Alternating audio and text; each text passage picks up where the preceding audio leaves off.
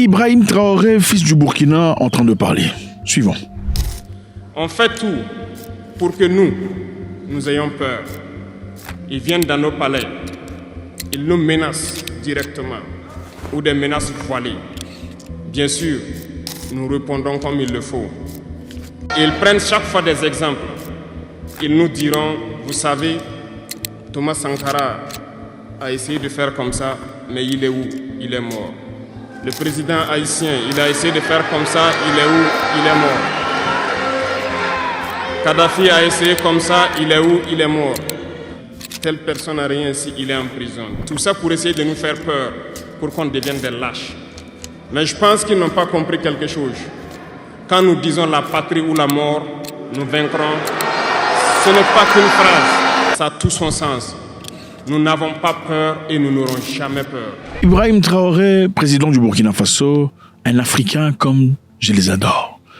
Incroyable, fort dans ses paroles, il en tient conséquence, il n'a absolument pas peur de ce que les gens pensent. Les gens publics, généralement, veulent dire des choses qui fassent plaisir.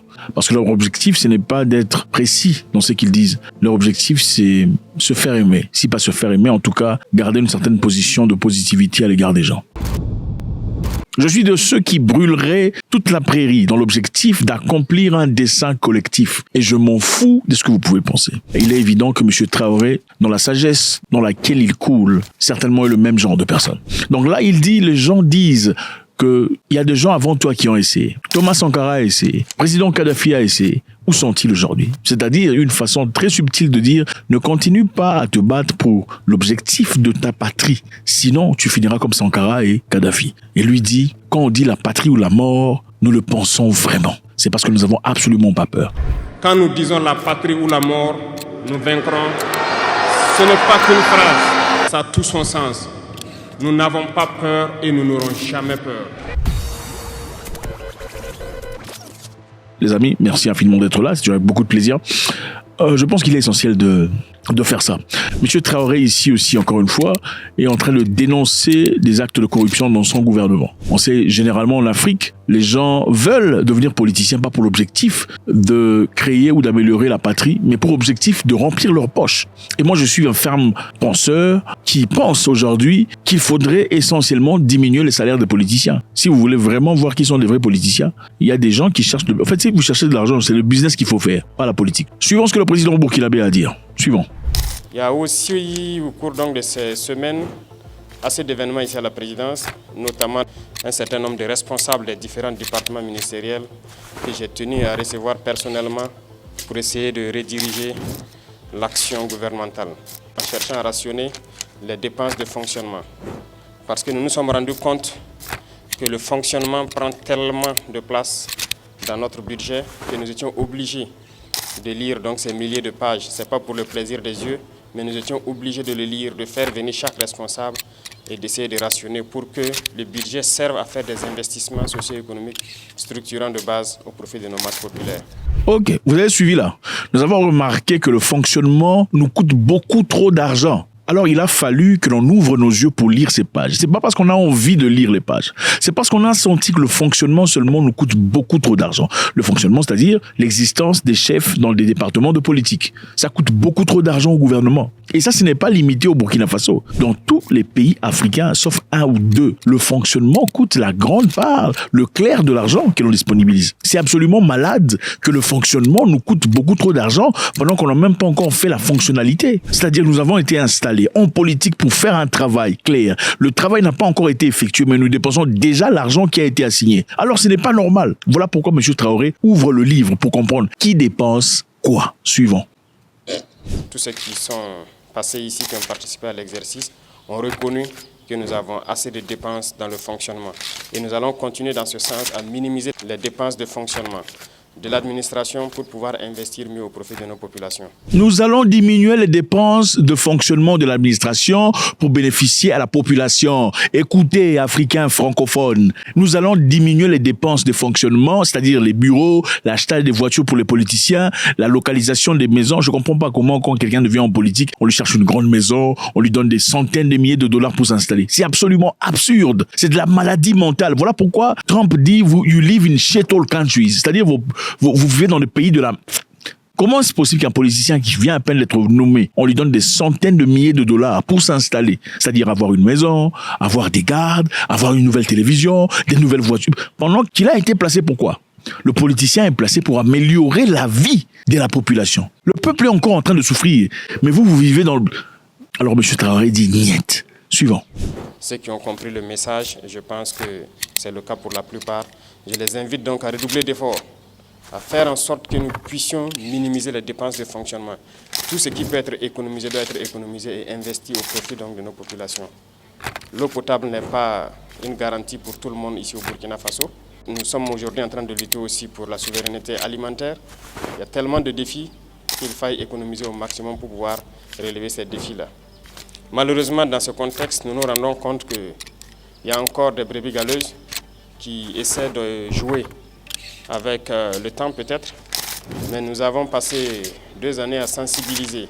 Et je pense qu'à un moment donné, le peuple même trouvait que nous sensibilisons trop, il fallait passer à l'action. Ok, nous sensibilisons trop, il faut passer à l'action. Monsieur Traoré est là, prêt à faire un travail. C'est clair que monsieur n'est pas un politicien, c'est un militaire. Il faut chicoter. Malheureusement, en Afrique, il faut chicoter. On ne peut pas passer 2 ans à sensibiliser pendant qu'il y a toujours des brebis galeuses. À un moment donné, il faut chicoter. Regardez, en Chine, on élimine des gens qui volent dans le gouvernement. Ouais, on vous étend là et on vous abat pour avoir volé l'argent du contribuable, pour avoir utilisé l'argent qui aurait pu servir de moteur pour construire des hôpitaux dans les villages, dans les endroits les plus restreints du pays, dans vos intérêts personnels, pour vos 2e femmes, vos 3e femmes, vos voitures et tout le bazar, vos enfants. On vous étend là et on vous fusille. Pourquoi on ne le fait pas en Afrique? Non, pourquoi vous ne le faites pas en Afrique? Oh, il faut pardonner. Pourquoi? La maman qui a perdu son enfant à l'hôpital parce que vous, ou votre oncle, ou votre cousin, parce qu'en général, vous aimez pas ça parce que ce sont vos cousins, vos oncles qui sont en politique, qui profitent de ces histoires, qui en réalité, avec un effet neige, ballon neige, finalement, vous aussi en profitez. Parce que l'oncle, de fois, vous envoie de l'argent avec votre anniversaire. Il faut les fusiller.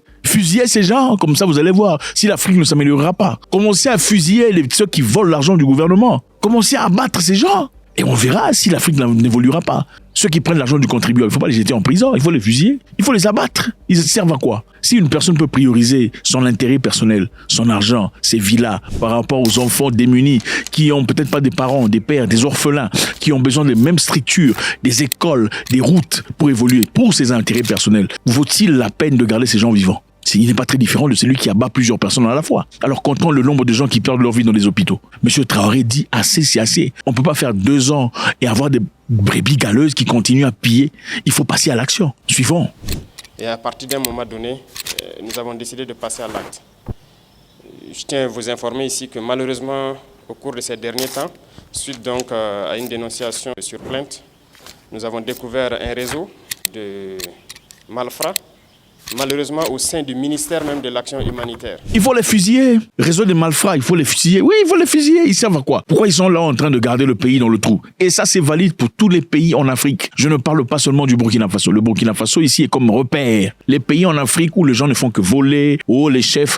Pourquoi vous célébrez les chefs? Pourquoi vous êtes devenus idolâtres des chefs? Ça n'a absolument aucun sens. Vos pays ne sont pas des royaumes. Ce sont des pays qui sont censés être des démocraties, ce n'est pas des royaumes. Pour devenir royalistes, il faut les fusiller. S'ils volent, il faut les fusiller. Oui. Et vous regarderez si l'Afrique ne sera pas ce que l'Afrique est censée être. Mais vous avez trop de cœur. Il faut pardonner. Il faut excuser. C'est comme ça. Continuez à excuser, pardonner. Et pleurnicher, aller traverser la Méditerranée. Aller pleurnicher chez les gens et crier au racisme, on nous n'aime pas. Oui, voilà comment on peut vous aimer. On ne peut pas vous aimer parce que voilà, vous êtes des faiblards. Suivant. Ce ministère qui était censé donc agir au profit donc des plus démunis, c'est dans ce ministère que des gens se sont permis de détourner de l'argent et des milliards en 2024. Un ministère censé aider les démunis, les gens en difficulté, détourne des milliards. Ils ont détourné plusieurs milliards. La police a fait un excellent travail d'enquête qui nous a permis de découvrir beaucoup de biens, des véhicules de luxe, un bon nombre de choses en tout cas qui ont été saisies. Et l'affaire a été transférée donc à un tribunal. C'est pour dire que si nous ne mettons pas du sérieux dans le contrôle, il y aura toujours ce genre de personnes qui croient que tout est permis. Détourner des milliards, surtout au ministère de l'Action humanitaire dans ce contexte. Il y a des agents de Bonasure qui ont été pris dans ça, qui sont en prison actuellement. Des centaines de millions détournés.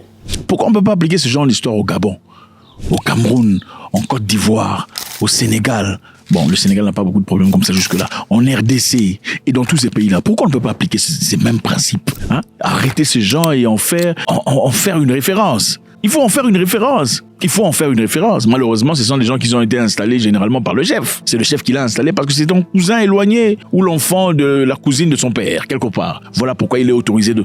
Mais il faut savoir, le pays n'appartient pas au chef. Je suis désolé, sa famille. Le pays n'appartient pas au chef ou à sa famille. Le pays appartient à tout le monde. Et le peuple doit comprendre leur autorité. Vous avez autorité sur le chef. Le chef n'est pas le roi. Le chef n'a pas le droit d'installer ses frères et ses cousins, ses cousines, ses nièces à votre détriment afin que vous viviez dans la misère, la galère, la trière, la peine. Absolument pas. Voilà pourquoi on n'aime pas M. Traoré, parce qu'il est tissé, cousu d'une tranche complètement différente. Les vivres qui devaient aller au profit donc des plus démunis, au profit de ces personnes déplacées internes. Et c'est dans ce ministère que des gens ont essayé de détourner cet argent. Et je suis persuadé que ça existe un peu partout parce que nous poursuivons l'enquête. Souvent, il y a ces arrestations que vous puissiez ne pas comprendre, mais nous savons pourquoi nous le faisons. Il y a encore beaucoup de personnes qui essaient de détourner les deniers publics. Nous n'allons pas avoir de la pitié pour ces individus-là. Pas de pitié. C'est l'occasion donc d'interpeller la commission des règlements donc des dysfonctionnements qui ont été mis en place. Parce qu'il y a beaucoup de dénonciations qui arrivent au niveau de la présidence. Il faut fusiller des gens en Afrique. Se mettre au travail sérieusement et de nous permettre de dénicher tous ces voleurs qui se cachent dans l'administration. Nous ne pouvons pas tolérer cela. Fusiller les voleurs en Afrique. De lutte contre le terrorisme où des gens se sacrifient sur le terrain et d'autres sont à l'arrière, se permettent de voler des milliards et pour se mettre dans du luxe. C'est difficile à cerner cette situation. En plus de tout ça, il y a des Burkinabés qui manquent de patriotisme. C'est triste. Vous verrez, en Afrique, on donne de l'argent à un politicien ou à son groupe pour bâtir un hôpital ou des hôpitaux. Il prend l'argent, 30% il paye les ingénieurs, le reste de l'argent disparaît. Et vous regardez ces politiciens passer dans les rues. Moi, je ne comprends pas. Pourquoi ils sont dans les rues? Il faut les fusiller. Et je comprends, on dit, oh non, on ne peut pas condamner quelqu'un sans... Mais attendez, ici, la référence est claire. L'argent a été touché. L'argent a été manipulé. Pourquoi vous les gardez? Ils servent à quoi? À moins que, bon, voilà, ça soit un jeu. Ils sont en train de vous jouer un jeu complètement stupide. Parce que bon, généralement, on peut se moquer de vos gueules, hein, en tant que population, en faisant semblant d'arrêter certains politiciens sous prétexte qu'ils ont volé, mais après on les libère. Hein, c'est comme ça. Pendant que vous êtes là, vous pensez qu'on a arrêté, machin, mais en réalité, on les libère. Parce que c'est un jeu qu'ils sont en train de jouer. Et vous ne verrez jamais de paix dans ces genres de pays. La paix n'existera jamais tant qu'il y aura des gens en train de souffrir. Il n'y aura jamais de paix tant qu'il y aura des gens qui n'ont pas accès aux choses les plus élémentaires, telles que l'hôpital, le médecin, la médecine. Il n'y aura jamais de paix dans un pays tant que les gens pleureront la mort ou les morts de leur famille qui auraient pu être traitées, qui auraient pu être sauvées si certaines personnes dans vos gouvernements avaient assumé leur rôle correctement. Ibrahim Traoré, il dit il n'a absolument pas peur. God bless.